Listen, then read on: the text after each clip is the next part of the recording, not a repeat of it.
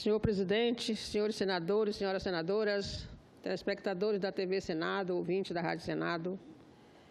Primeiro eu quero parabenizar aqui o senador Álvaro Dias pelo projeto aprovado ontem. Tem críticas ainda, mas nunca a lei dos sonhos é perfeita, vai se aperfeiçoando, mas foi um avanço muito grande em relação ao foro privilegiado.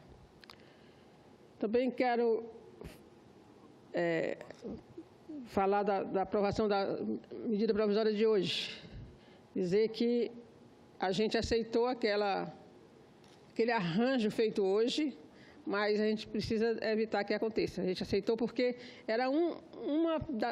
eram poucas categorias que tinham ficado fora do reajuste que o governo concedeu. E dava a impressão que havia a intenção de deixá-los fora. Até porque são fiscais do Ministério do Trabalho, por exemplo, que incomodam muito algumas pessoas que não gostam de ver o que eles descobrem quando fazem fiscalização, principalmente a questão do trabalho escravo. Mas é preciso se respeitar o regimento e que a gente tenha tempo de analisar medidas provisórias que chegam aqui.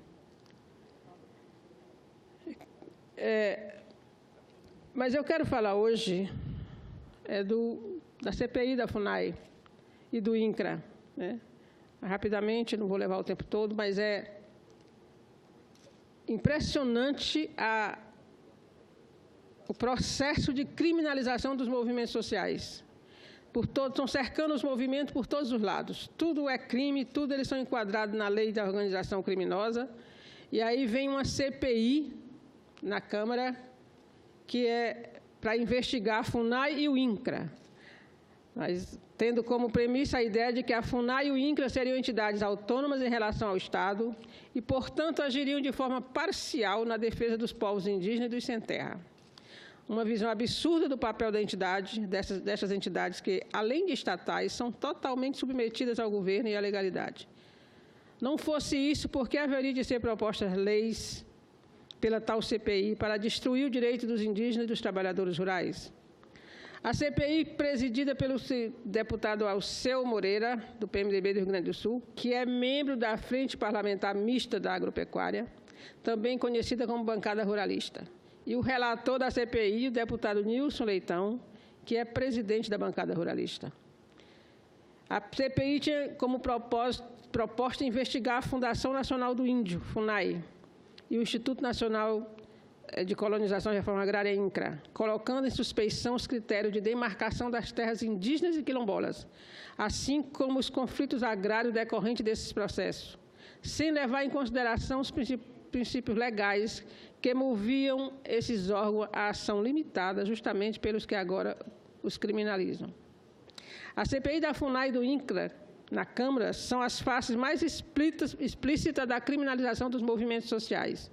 O relatório final do deputado Nilson Leitão, do PSDB do Mato Grosso, aprovado em 30 de maio, propõe o indiciamento de 67 pessoas.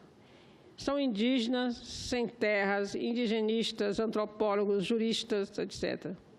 Todos e todas que lutaram por direitos previstos na lei e confrontaram com a ganância e a fúria dos ruralistas, que são um dos pilares do golpe contra a democracia em 2016.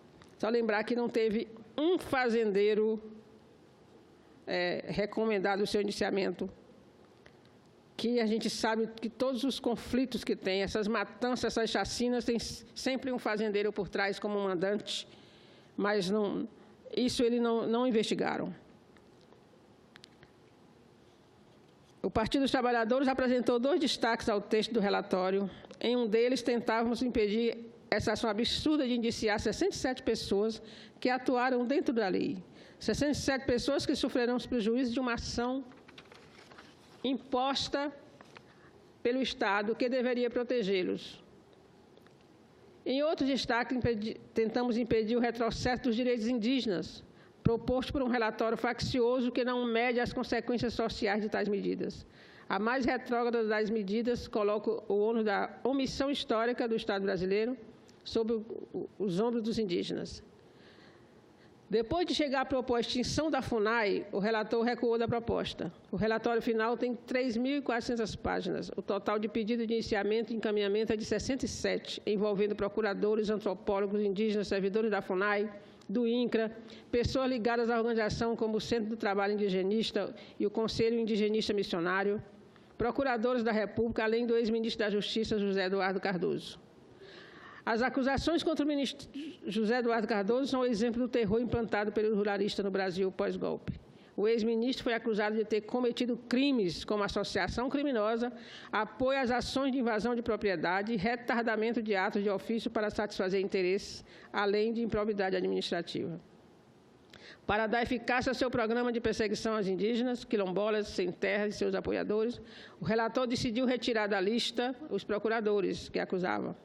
A aprovação pela CPI, os pedidos de indiciamento serão encaminhados ao Ministério Público e órgãos competentes para o aprofundamento das investigações ou eventual oferecimento de denúncia. No caso dos procuradores, a CPI não pede indiciamento, mas apenas faz encaminhamento de denúncia aos órgãos competentes. O relatório também propõe a tramitação de um projeto de lei que regulamente de forma objetiva o que é ocupação tradicional, limitando ao máximo o direito a terras para os povos indígenas. Entra na questão da mineração e, pior, de arrendamento e utilização das terras para fins comerciais e produtivos, sem levar em consideração os aspectos culturais diferenciados e a posse da terra como parte das próprias histórias e identidades étnicas.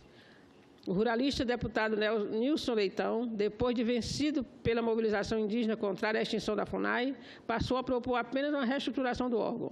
Ele defende que todos os serviços relacionados aos indígenas, inclusive saúde e educação, sejam centralizados no órgão, na FUNAI. Algo que já acontecia no passado e não resolvia os problemas, que ainda persistem até hoje. Alega o deputado que a FUNAI só tem como objetivo a demarcação de terras. Ora, este é, de fato, o principal problema dos povos indígenas, a principal reivindicação dos povos indígenas. O relator pede ainda a anulação ou revogação dos 21 decretos editados pelo então presidente Dilma, no 1º de abril de 2016, que declararam imóveis rurais de interesse social para fins de reforma agrária. Até o último momento, a presidenta tentou evitar os conflitos decorrentes da aplicação da lei, buscando o entendimento com o ruralista. E a gente percebe aí o aumento dos conflitos e da matança, né, de um ano para cá. Né? 23 trabalhadores já foram assassinados em chacinas por conflitos de terra, fora os despejos de comunidades indígenas e o conflito lá em Gamelas dos indígenas, que não teve morte, mas muita gente ferida. O relator pede ainda a anulação ou revogação dos 21, já falei isso. Partidos de oposição apresentam um relatório substitutivo em que demonstram que a CPI foi uma ação da bancada ruralista na Câmara, com o objetivo de perseguir, criminalizar e intimidar pessoas, entidades e movimentos que lutam em defesa da reforma agrária e da demarcação das terras indígenas e quilombolas. Conforme afirma o relatório, essa CPI representa o que há de mais retrógrado na questão agrária brasileira. O relatório do deputado ruralista Nilson Leitão, do PSDB, segue a lógica dos latifundiários e aponta a delimitação e demarcação das terras como fraudulentos e acusa seus defensores ou realizadores de diversas irregularidades. A intimidação da CPI da FUNAI e do INCRA e a acusação de que laudos que embasam demarcações de terras indígenas e quilombolas seriam fraudulentos são, sem dúvida, uma das principais causas do aumento da violência no campo que atualmente ocorre. Em relação à reforma agrária, o ataque ao INCRA segue a ótica ruralista. Ele trata os processos de assentamento como coisas totalmente descontroladas e afirma que haveria um conluio entre servidores do INCRA e lideranças. No ápice de seu delírio, o deputado ruralista afirma que a luta pela reforma agrária tangencia a guerra revolucionária e que não punir os invasores criaria um pretexto para uma anacrônica ditadura militar com base nas envelhecidas ideias marxistas. Ora, desde quando distribuir a propriedade é uma prática marxista revolucionária? Todas as reformas agrárias que ocorreram nos países capitalistas não se transformaram em revolução. A resistência da elite econômica à reforma agrária é que gerou essa percepção. Por fim, o relatório ataca as organizações não governamentais que apoiam as demarcações. Segundo o relatório, muitas vezes são apresentados laudos fraudulentos em conluio e confusão de interesses com antropólogos e ONGs, muitas vezes respaldadas juridicamente por segmentos do Ministério Público Federal. Mas não responde a uma pergunta preliminar. Qual o interesse que alguém teria em demarcar terras que passam a ser da União e deverão ser protegidas pelo governo. É uma visão tacanha de que alguém deve estar levando vantagem nisso, porque os latifundiários veem a terra como um negócio. Ignorando que as etnias são populações totalmente distintas umas das outras e que a terra é a base de suas culturas e religiosidade, o deputado ruralista questiona a necessidade de fazer mais demarcações de terras indígenas. Diz ele que os problemas dos índios não se resumem à questão da terra. Grande parcela do território brasileiro já foi reservada a populações indígenas. Em base à sua tese, afirmando que a população indígena brasileira é composta por 817.963 índios, ocupando 117 milhões de hectares, que, segundo o parecer, representa 3,7% do território nacional. Esquece de afirmar que estas são as terras com natureza mais preservada do mundo.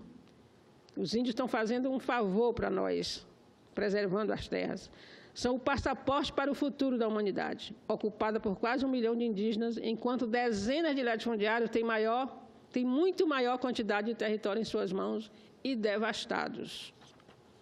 Então, eu queria fazer esse registro desse relatório, porque ele vai ter segmento, vão criminalizar padres, pastores, todo mundo que se envolve em apoio àqueles que precisam mais, que são da área rural, os indígenas, os quilombolas, os sem terras. Já voltamos aqui ontem à questão dos assentamentos, que devem ser emancipados com 15 anos, ainda que não tenham as estruturas necessárias para sobreviver. E agora vem mais essa e viram outras coisas, né? Tem aí já perdão de dívida, tem venda de terras a estrangeiros. Então, quer dizer, um ataque sincronizado às pessoas mais pobres que moram no campo. Por último, eu queria fazer um registro sobre a fala do ministro da Justiça, o novo. Foi patético, ele disse que não há razão para investigar Temer. Se não há razão para investigar Temer, não há razão para investigar ninguém mais neste país. Muito obrigada, senhor presidente.